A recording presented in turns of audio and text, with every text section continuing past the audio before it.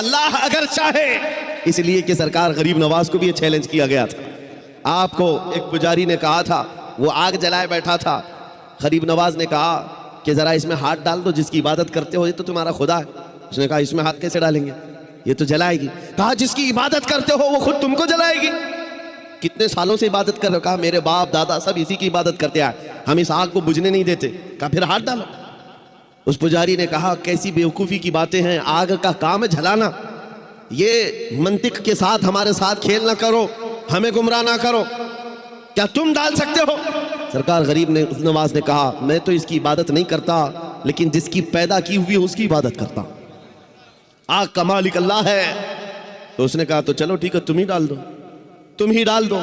सरकार गरीब नवाज ने हाथ नहीं डाला। बहुत बड़ी आग लगी हुई थी, बड़ी आग है जिसकी पूजा हो रही थी। उस पंडित की गोद में एक छोटा सा बच्चा था, साल भर का, 1.5 साल का। उसकी गोद से बच्चे को ले लिया और आग में चले गए, अंदर चले गए। अब ये चीख पुकार करने लगा कि ये दुर्वेश आया, खुद भी जल गया, मेरे बच्चे को भी ले गया। और इतना हल्ला किया कि अंदर से वो नजर नहीं आ रहे थे। लोग जमा होने लगे, आसपास के सब जमा हो गए और सबको ये हैरत थी कि ये जलकर राख हो जाए, आग को बुझाएंगे तब ये मिलेंगे। काफी देर हो गई, मजमा जब इकट्ठा हुआ, कई पुजारी आए।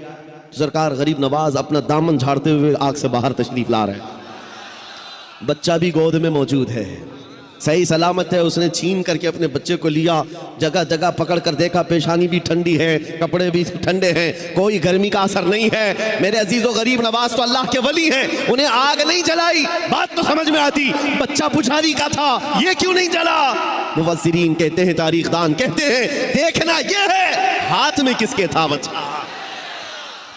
इसीलिए हम कहते हैं ख्वाजा का दामन, गौस का दामन, अरे जहां हाथ लग जाए उस पर आग नहीं लगती।